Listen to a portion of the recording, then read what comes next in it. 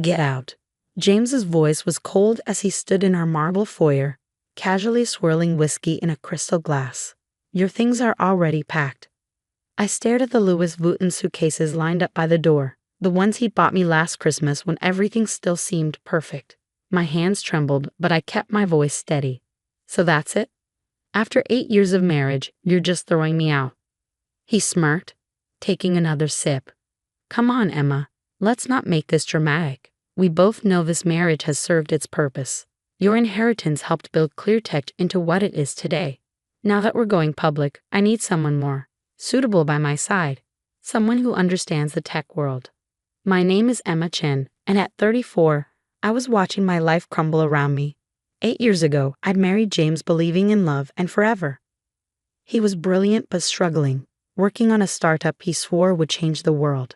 When my parents died in a car accident 2 years into our marriage, leaving me their life savings and family business shares worth $3 million, I didn't hesitate to invest it all in his dream. You mean someone like Melissa?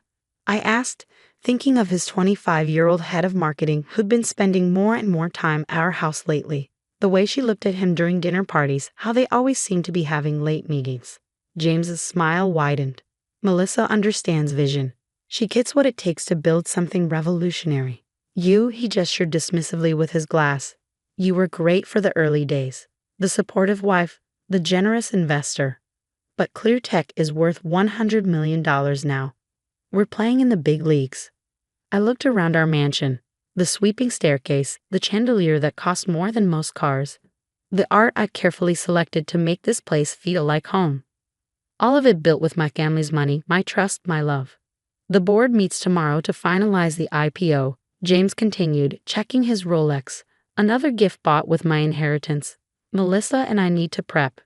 So if we could wrap this up. I walked to the suitcases, my heels clicking against the marble floor.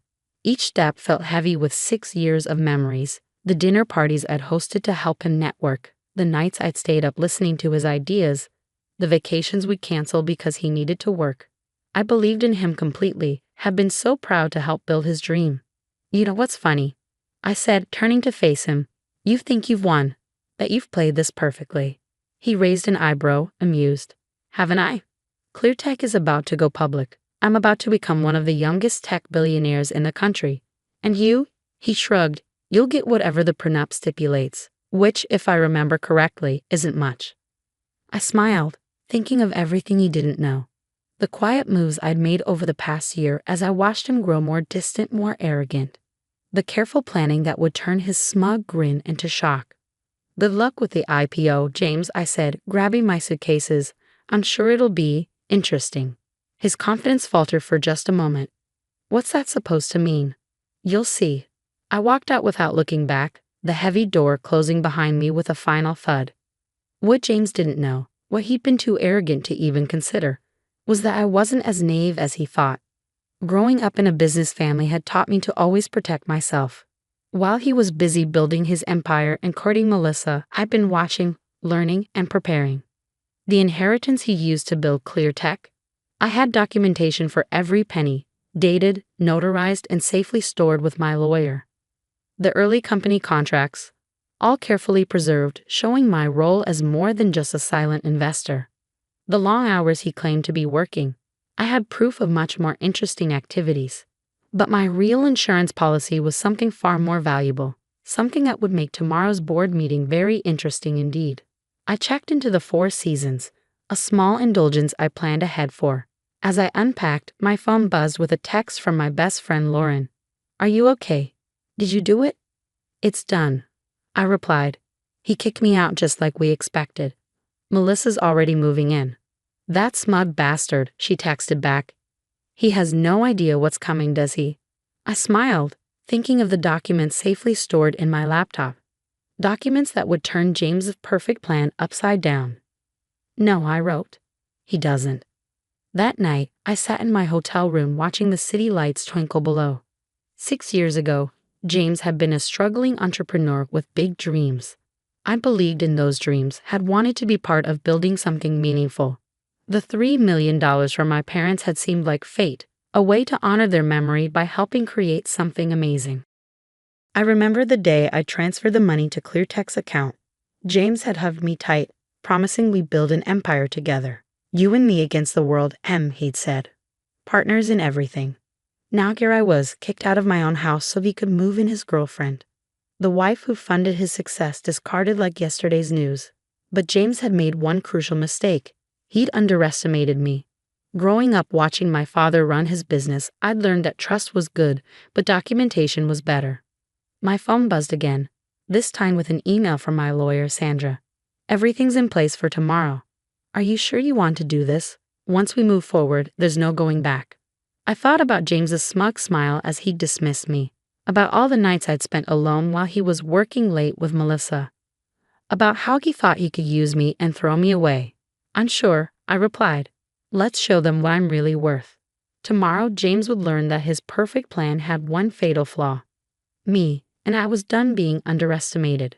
As I walked into ClearTech's gleaming headquarters the next morning, the security guard did a double take. Mrs. Chen. Mr. Wilson said, that I wouldn't be coming in anymore. I smiled, sliding my still valid ID card across the desk. He was mistaken about a lot of things, Tom. The elevator ride to the top floor felt surreal. How many times had I visited James here, bringing him lunch during late nights or attending company events? The modern art on the walls, the sleek furniture in the reception area, all of it chosen with my inheritance money. I could hear voices from the boardroom as I approached. James was mid-speech, his voice carrying that confident tone I'd once found so charming. Which is why this IPO will position ClearTech as the leading innovator in cloud security, our proprietary technology. I pushed open the door, and the room fell silent. 12 board members turned to stare at me, their expressions ranging from shock to discomfort. James stood at the head of the table, his presentation frozen on the screen behind him. Next to him, Melissa's perfectly made-up face paled. Emma. James recovered quickly, his smile tight. This is a private board meeting. You shouldn't be here. I took a seat at the far end of the table, placing my laptop in front of me. Actually, I have every right to be here. As a major stakeholder in ClearTech, I think the board should hear what I have to say before voting on the IPO. One of the board members, an older man named Richard, leaned forward. Mrs. Wilson, we were under the impression that you had no official role in the company. It's Ms. Chen. I corrected him, opening my laptop, and that impression was incorrect. In fact, there's quite a lot about ClearTech that needs clarification. James's facade cracked slightly. Emma, don't do this. Whatever you're thinking. I connected my laptop to the presentation screen, and the room gasped. There on display was the original investment agreement, $3 million transferred from my personal account to start ClearTech, with clear terms about my role as a founding investor. As you can see, I said calmly, my investment wasn't just a wife supporting her husband.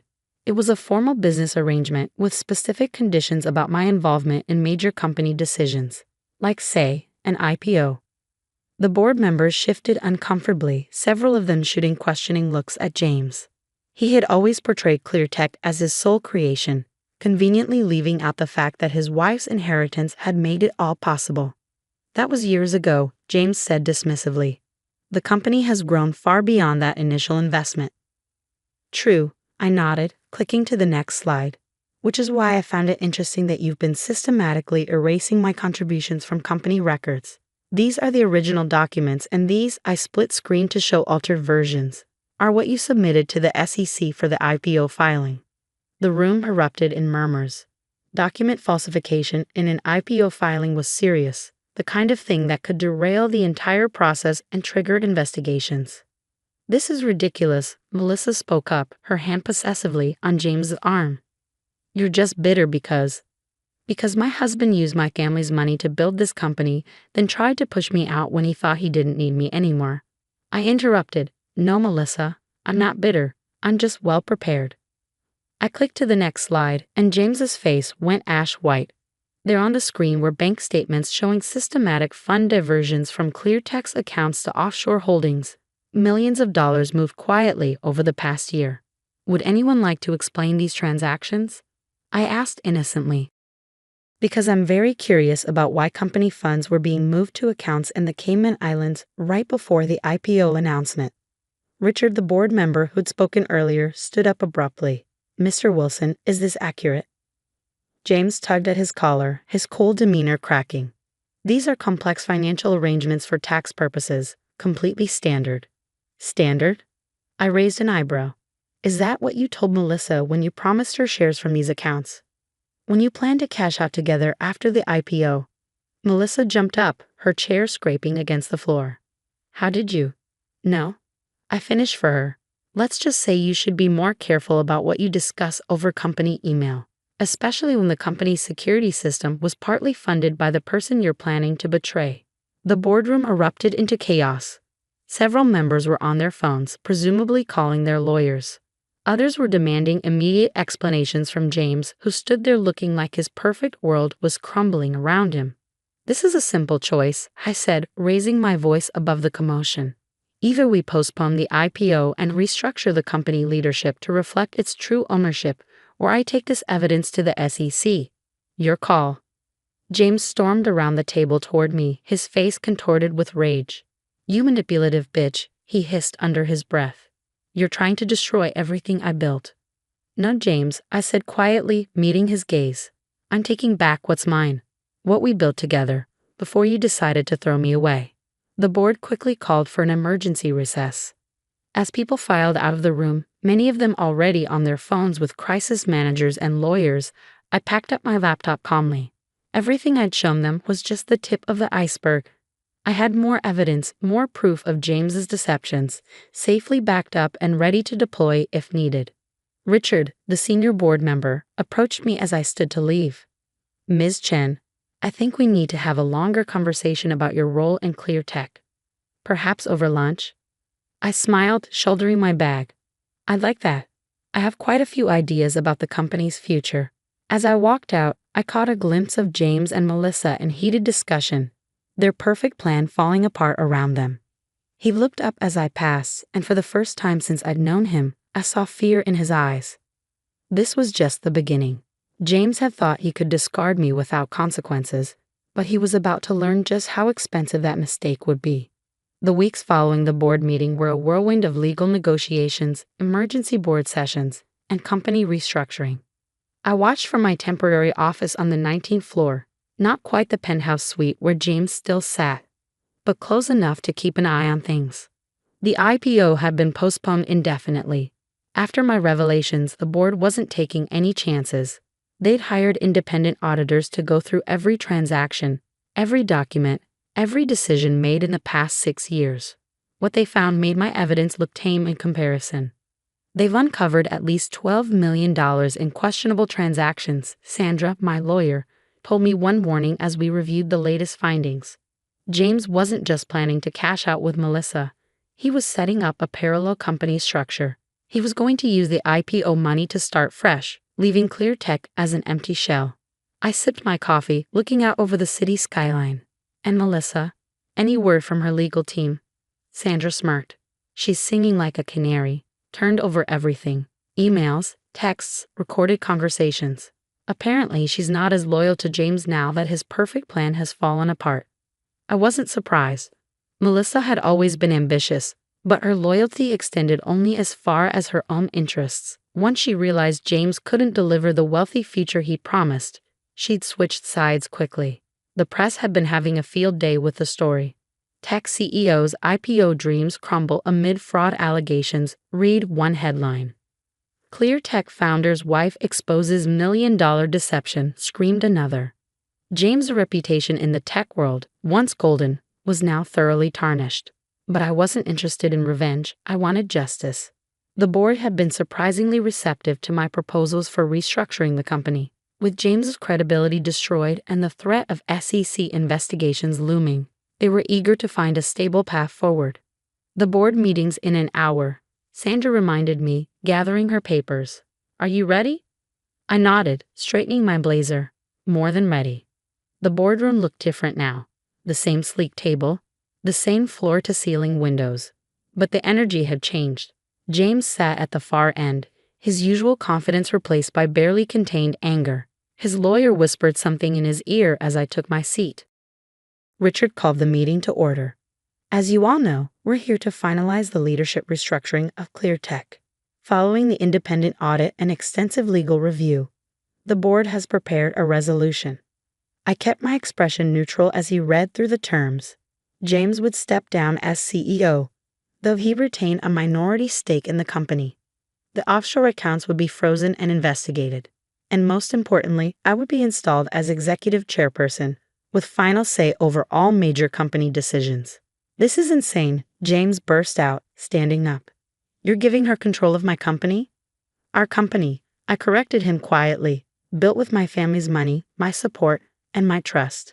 Money you tried to steal, support you abused, and trust you betrayed. The board members shifted uncomfortably, but no one spoke up to defend James. They'd all seen the evidence, all realized how close they'd come to being implicated in his schemes. The resolution is fair, Richard said firmly. Ms. Chen's investment and early involvement were instrumental in building ClearTech. Her recent actions protected not just her interests, but those of every shareholder and employee. The vote was quick and decisive. 10 in favor, 2 abstaining, none opposed. Just like that, control of ClearTech passed to me. As people filed out of the room, James approached me, his face dark with fury. Congratulations, he spat. You've destroyed everything I worked for. I stood up slowly, gathering my things. No, James, I saved what we built together. You're the one who tried to destroy it with greed and lies. You think you can run this company, he sneered. You don't know the first thing about tech. I know about loyalty, I replied. About building trust and keeping it. The technology might be complex, but the principles of good business are simple, something my father taught me long ago.